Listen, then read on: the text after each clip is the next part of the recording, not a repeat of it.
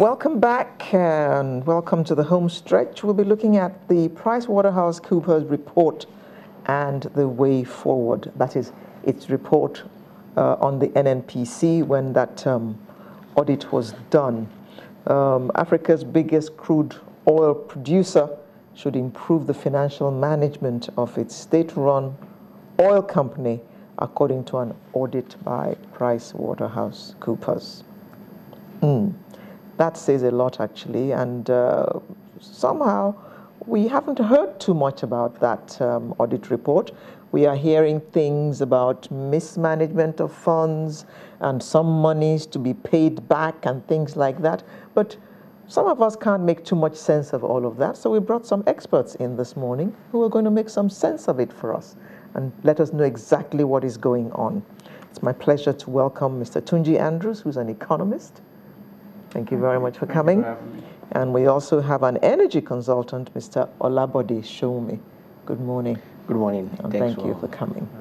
Let me begin with you because you are in energy directly. Now, what was your reaction when you read this report and all the revelations therein? Well,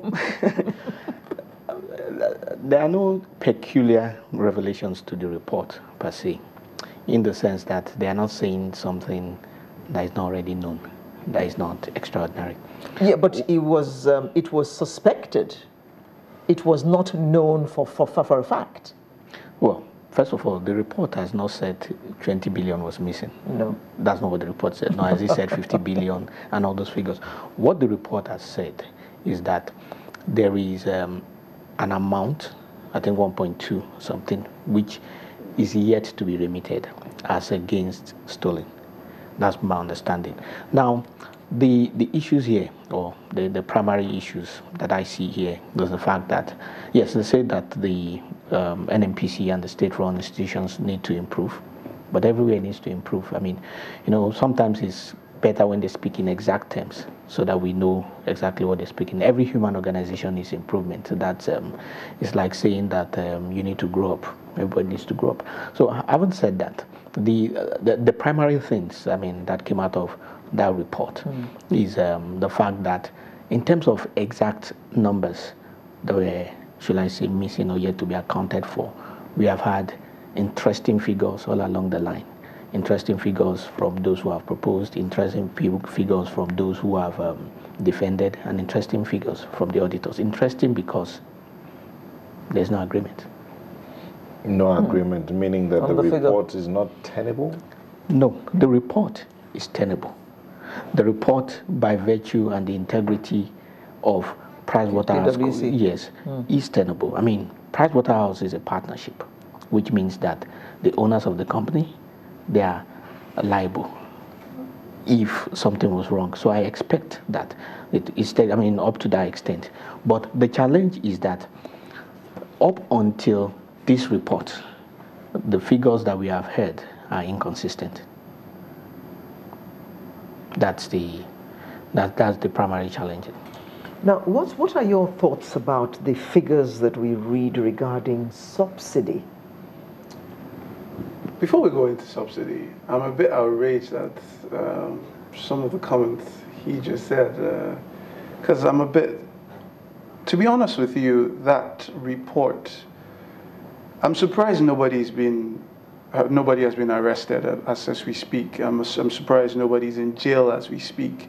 I'm surprised that nobody is Why is that? Well, let's start with the basics, right? The report says we did a forensic audit up until November 2014, and as at then we discovered that 67 billion had been were the receivables, the revenue we generated, and we've remitted 47 billion. And when you look at the difference, you find out it's 20 billion, which is kind of what Sanusi said, that 20 billion has not been remitted.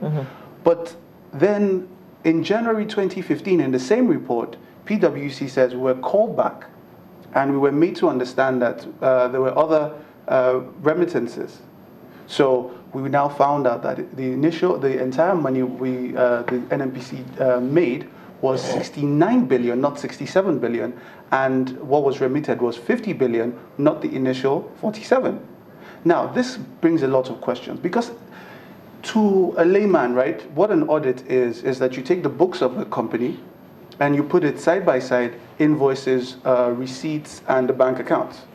So that means if PwC did an audit and did not realize 2 billion, I mean, that tells us something. It tells us either that the books are not complete, or there are accounts that the PwC wasn't given access to. And PwC says that expressly on page 13, the footnote, that we were not given access to all the details.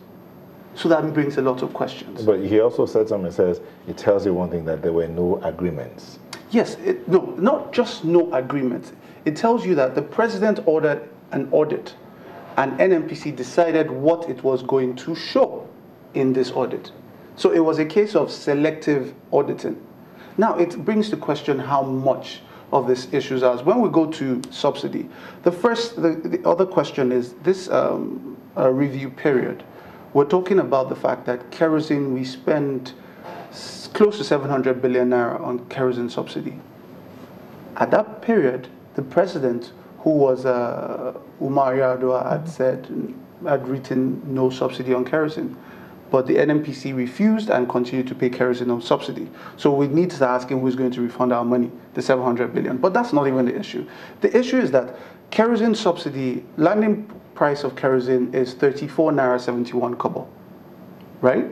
So what NNPC is supposed to do is to cover the, in terms of paying subsidy, it's supposed to cover the difference between 34 naira 71 kobo and 50 naira, which is what the marketers sell on the open market, right? But NNPC not correct. That's official, no, the official price. Official price. Now, which nobody's getting it at. What NNPC sold to the marketers was at 40 naira 90 kobo, not 34 naira 71 kobo. So we will not start asking why the difference. Why is NNPC keeping the difference between 34 naira 71 kobo and 40 naira 90 kobo? So those are lots of questions. And you see that, and this report was published, and I'm thinking to myself, why is nobody in jail as we speak, at least being prosecuted? Why is nobody answering legal matters concerning this PwC report? But we seem to move on, as we usually do as a people. We've moved on. At the outrage in that document, you see almost 1 trillion naira in double entries. That means you give me a bill and you collected money twice. Almost 1 trillion naira. That is almost a quarter of our budget was given in double entries. Now, if I pay you twice, you should tell me that I've paid you twice. Now, this is not I paid you twice. I paid you almost 1 trillion naira twice.